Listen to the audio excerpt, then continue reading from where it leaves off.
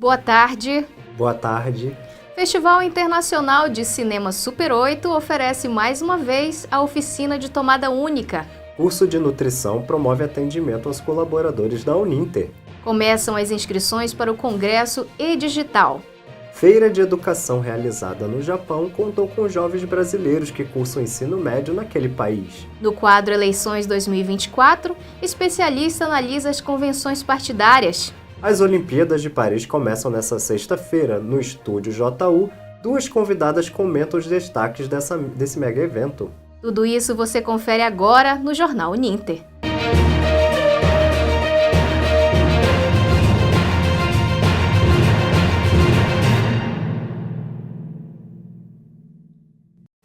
O Festival Internacional de Cinema Super 8 de Curitiba, o Curta 8, promoveu mais uma vez a oficina de tomada única. A atividade é destinada a quem vai produzir filmes neste formato. Foram 2 dias de oficina, que contou com 25 inscritos, o maior número nos 19 anos do evento. O Festival Internacional de Cinema Super 8 de Curitiba vai resgatar a nostalgia dessa tecnologia audiovisual que popularizou as produções experimentais nas décadas de 70 e 80. Durante o festival, que acontecerá de 31 de outubro a 3 de novembro, será exibidas as produções dos participantes da 19ª edição da Oficina de Tomada Única do Curta 8. Sobre as orientações dos cineastas Pedro Merege e Antônio Carlos Domingues, a oficina contou com 25 inscritos que, durante 2 dias, puderam receber instruções técnicas sobre as câmeras que usariam para produzir os seus próprios filmes em Super 8. Nós estamos aqui no segundo dia da nossa oficina de tomada única em cinema Super 8. É uma experiência muito legal para quem faz cinema, para quem gosta de cinema, em que você vai receber orientações, vai receber um filme e uma câmera de Super 8 para realizar um filme em tomada única, ou seja, um filme que não vai ser editado. Essa oficina tem o maior número de participantes que a gente já fez, são 25 pessoas que vão realizar um filme de 3 minutos e 20 segundos. E eles só vão tomar conhecimento, só vão assistir o filme junto com o público no dia do festival. Sábado e domingo de frio e chuva, e o pessoal aqui aprendendo a usar uma câmera de Super 8, que era, digamos assim, na época em que ela foi lançada, era o único meio de acesso ao cinema de pessoas comuns. E hoje não é mais o meio de acesso ao cinema, mas é o meio de declaração de amor ao cinema, o Super 8. E as pessoas acabam se apaixonando por ele. Em geral, todas as que fazem a oficina acabam se apaixonando de uma forma ou de outra pelo Super 8. Os inscritos na oficina são profissionais das mais diversas áreas, com ou sem nenhuma experiência no formato Super 8, mas que toparam participar desse desafio cinematográfico. O que me trouxe aqui foram 2 amigas que eu tenho que são da cena do audiovisual e elas me convenceram a entrar nesse projeto de Super 8. E eu gosto muito de fotografia analógica, só que eu não tenho experiência com filme mesmo. Então, primeira vez assim, aprendendo mesmo. Ontem eu vi um pouco do histórico, o que é o Super 8. E o pessoal é super feliz, estou aqui muito disposto a ajudar mesmo. Está sendo uma experiência maravilhosa, estou gostando bastante. Eu achei que o grupo esse ano, inclusive, é bem variado, né? Pessoas com bastante experiência na área de cinema, pessoas que estão começando a sua jornada. E eu achei que foi legal as perguntas que fizeram, né? Poder mostrar também algumas dicas para a galera de como filmar usando o equipamento que eles recebem. São equipamentos antigos, né? Eles não são mais parte do cotidiano. Então tem várias coisinhas que você pode explicar para ajudar a fazer o melhor projeto possível. O Festival Curta 8 tem curadoria de Fábio Alon, produção de Adriano Esturilho e direção de projeção de Lucas Vega. O evento é uma realização da Perfil Comunicação e Cultura e da Processo Multiartes, com patrocínio da Uninter via Lei Municipal de Incentivo à Cultura de Curitiba. Conta ainda com o apoio da ISC Filmes, da Fundação Cultural de Curitiba e da Prefeitura de Curitiba. O Japão realizou no último dia 20 a 8ª Feira de Educação, voltada a jovens brasileiros que estudam o ensino médio no país. A Uninter esteve presente no evento para prestar informações sobre oportunidades acadêmicas e profissionais, educação à distância, programas de intercâmbio e aperfeiçoamento em línguas estrangeiras, entre outros temas. Confira mais informações no site Uninter Notícias.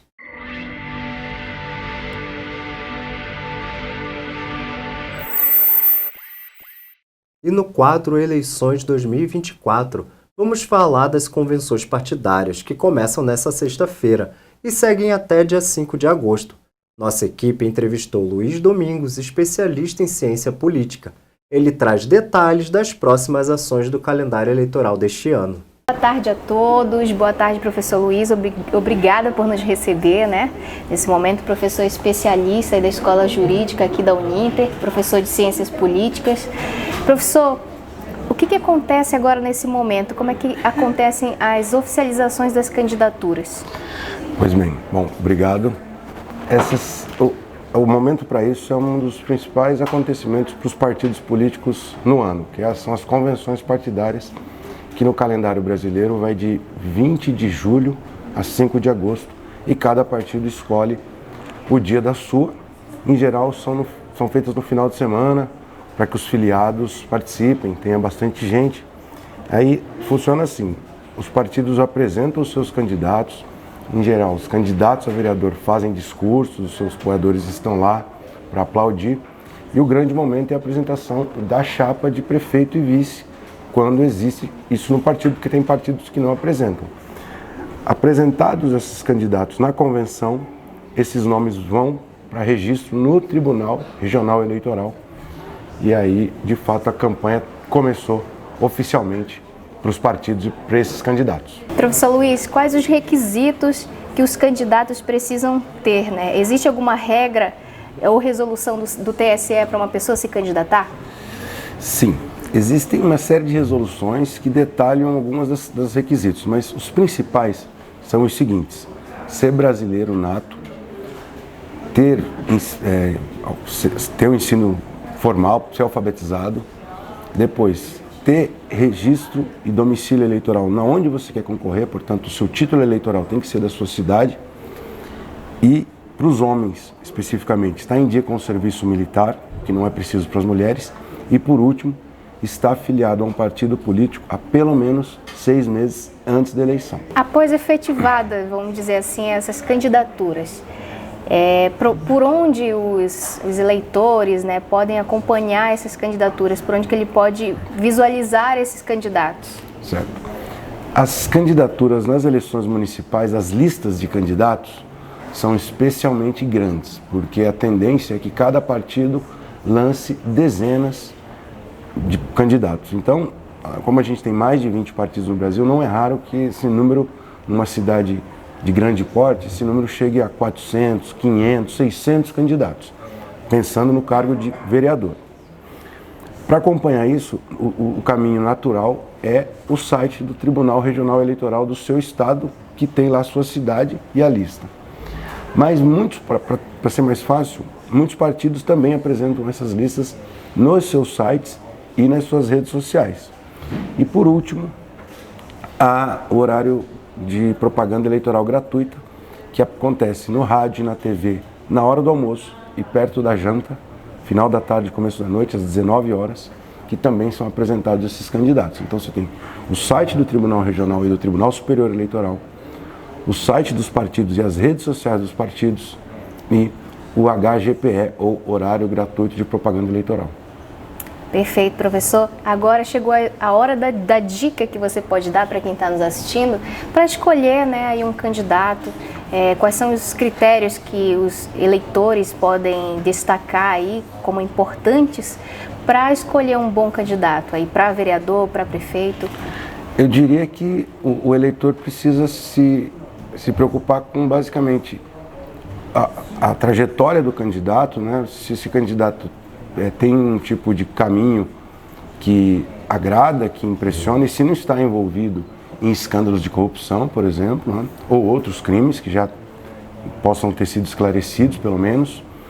E, em segundo lugar, analisar as ideias desses candidatos. Hoje em dia, com as redes sociais, é muito mais fácil, porque esses candidatos estão em todas. os candidatos que de fato querem concorrer, porque também tem os candidatos laranja que não aparecem, mas esses vamos deixar de lado.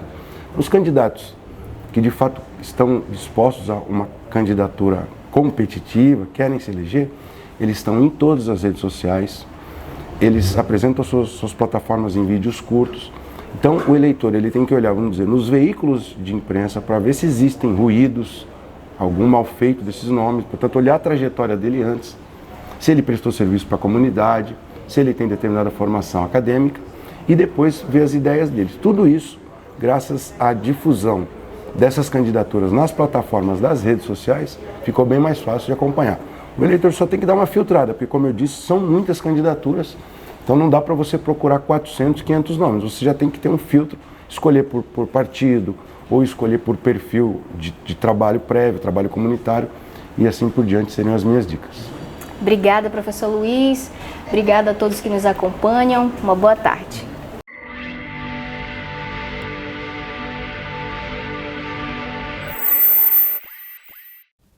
As inscrições para o Congresso e-Digital estão disponíveis até o dia 1º de outubro.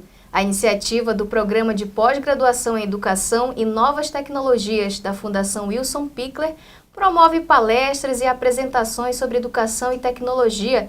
O evento acontecerá entre 5 e 8 de novembro e para mais informações acesse o site Uninter Notícias. E na última quarta-feira, dia 24, ocorreu a 11ª edição do Seminário de Pesquisadores Uninter. O evento, mediado por 5 pesquisadores do Centro Universitário, abordou o crescimento das pesquisas científicas realizadas pela instituição. A gravação do evento está disponível no YouTube, no canal Uninter, Pesquisas e Publicações Acadêmicas. E começou nesta sexta-feira as Olimpíadas de Paris.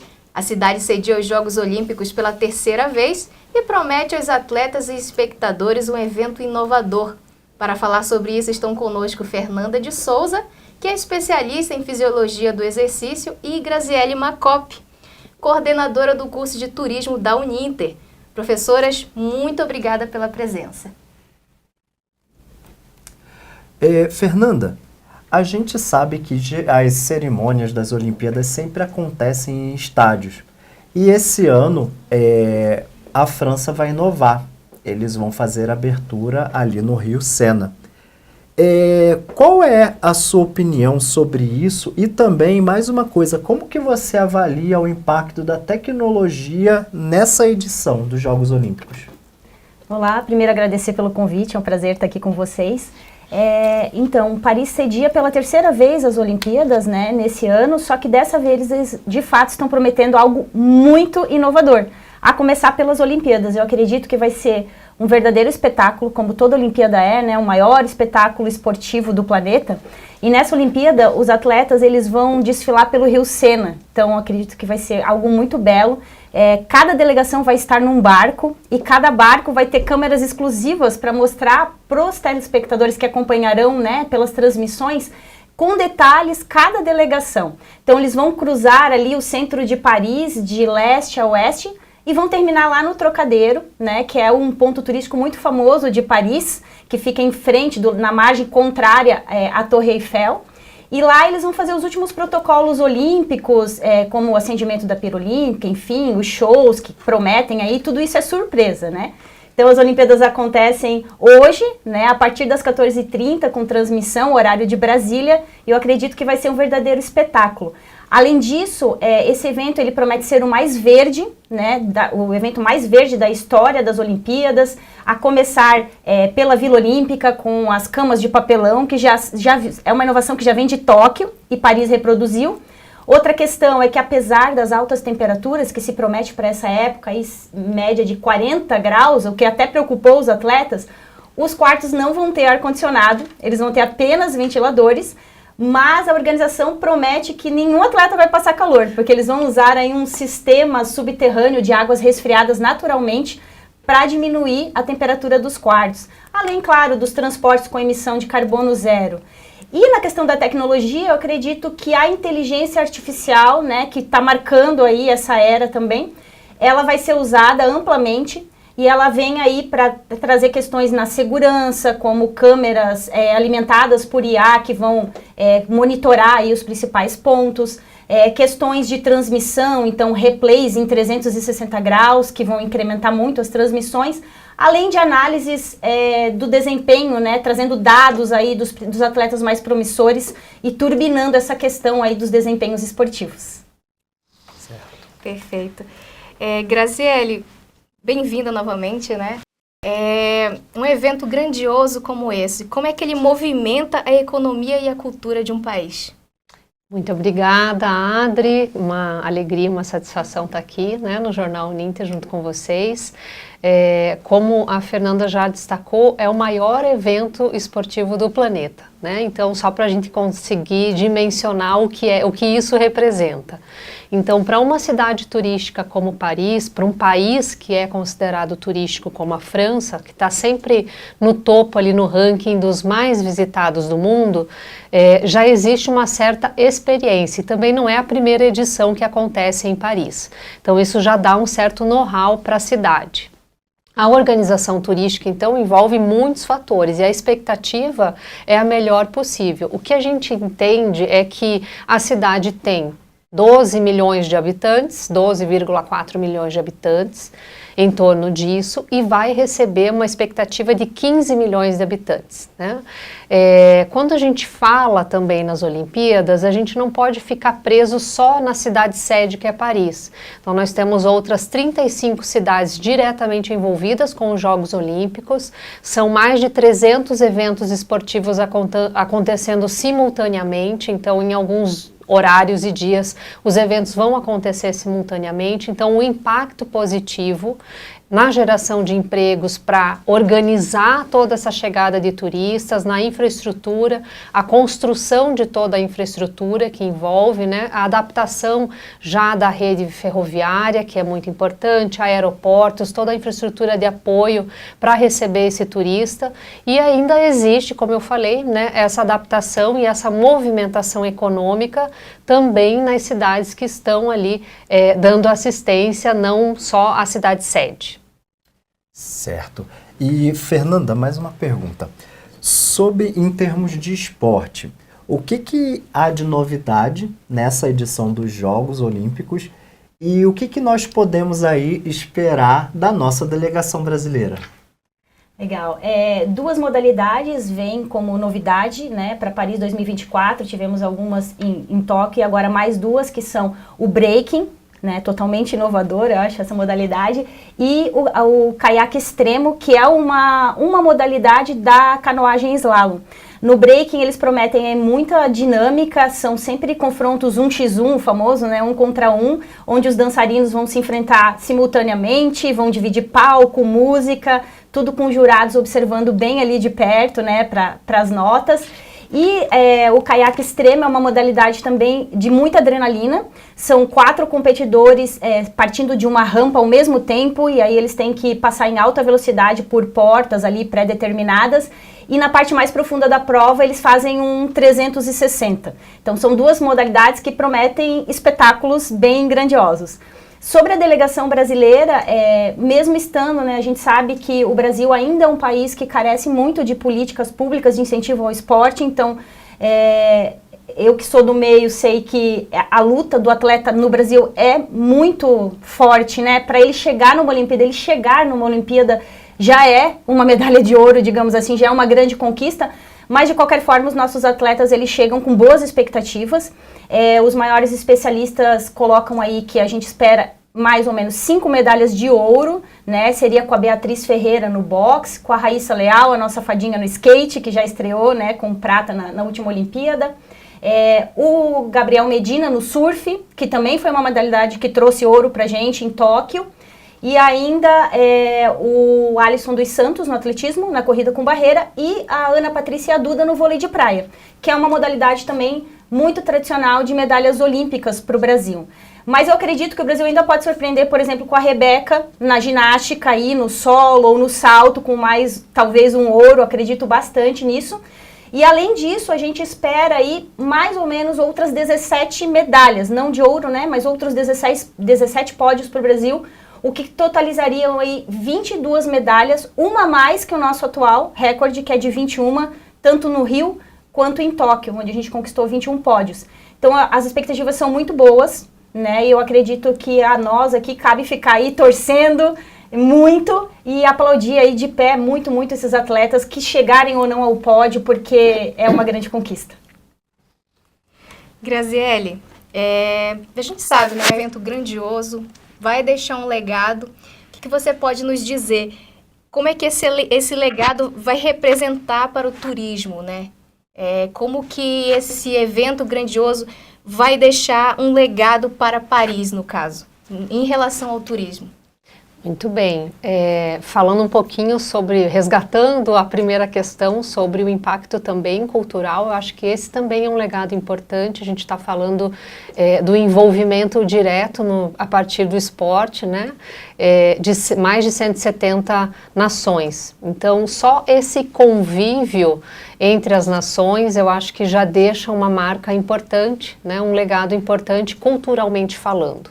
E em termos de turismo, o principal legado é a infraestrutura, né? Então, toda a infraestrutura, tanto de acesso, a infraestrutura aeroportuária, os metrôs, as vias, né, e os próprios equipamentos que foram construídos para o mega evento vão permanecer para a população local. Então, todos os benefícios, a despoluição do Rio Sena, né, que está sendo muito uma notícia midiática bem importante, né, que teve vários políticos se banhando no Rio Sena como um marco importante aí dessa sustentabilidade.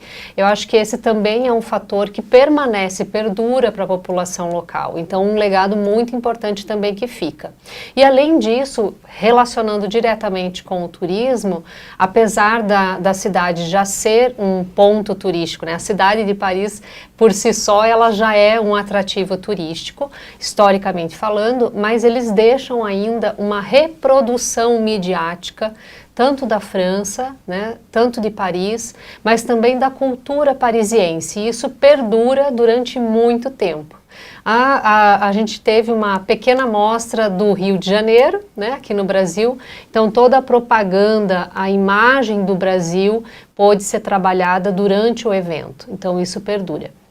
E a gente tem as delegações, né, dos jornalistas que permanecem, já estão lá acomodados há algum tempo e ainda permanecem após, né, o encerramento oficial das Olimpíadas, e isso também traz muitas notícias, envolve muitas notícias, e esse é um refúgio muito importante para a atividade turística e para o cenário, né, geral assim, da cidade e do país ainda permanecer em evidência. Então isso também é um ponto muito positivo. Eu destacaria essa exposição midiática que é permanente dentro do turismo, por mais um longo período, e a própria infraestrutura turística que ganhou, né, muito com essa remodelagem aí, essa modernidade dos Jogos Olímpicos, e vai perdurar nessa cidade. Então, são dois fatores aí de destaque como legado. Perfeito. E chegamos ao final da nossa conversa sobre as Olimpíadas 2024. Fernanda e Graziele, né? Muito obrigada pela participação de vocês. E o curso de nutrição promoveu atendimento aos colaboradores da Uninter. A iniciativa também proporcionou uma atividade prática às estagiários do curso.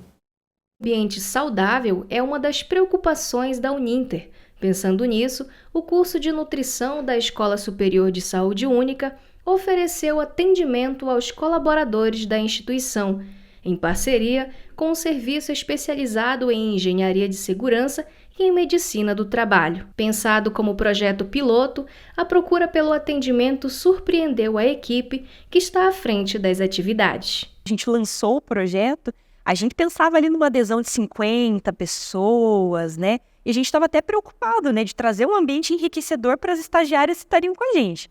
E a gente teve ali em 40 minutos de projeto lançado, de plataforma aberta para inscrição, a gente teve 150 inscrições. E foi super bacana, então primeiro foi a diversidade de pessoas.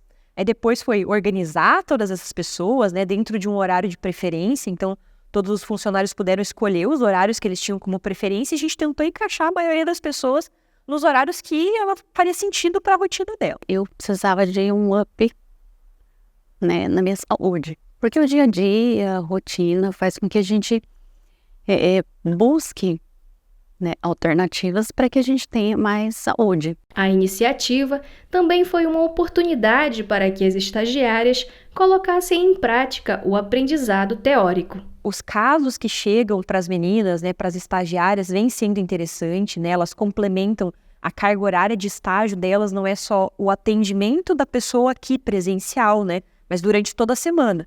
Então elas planejam cada uma das dietas de maneira individualizada, com base no que a pessoa relatou, nas perguntas que foram coletadas. A prática, ela contribui muito na teoria com que a gente aprende aqui em sala de aula. Mas a gente não tem noção do quanto é importante isso realmente, assim, quando você faz no dia a dia, né? Então, por exemplo, a gente estuda ali a teoria da prática clínica, mas não tem noção das dificuldades, por exemplo, que a gente vai encontrar. Cada pessoa é diferente, então cada um vem, traz seu problema. Então, a gente aprende várias estratégias. Para cada queixa tem um atendimento diferenciado. Vem pessoas muito diferentes, com problemas muito diferentes. Uma que come muito ou que não come nada. Problemas de Ozempic, essas low carbs, assim. São coisas que estão muito presentes hoje em dia, né? E aí a gente viu presente aqui. Os atendimentos aconteceram na Unidade Divina Providência, no centro de Curitiba. E o Jornal Uninter fica por aqui. Obrigada pela sua companhia. Acompanhe a gente também pelas redes sociais e pelo site Uninter Notícia. Uma boa tarde para você.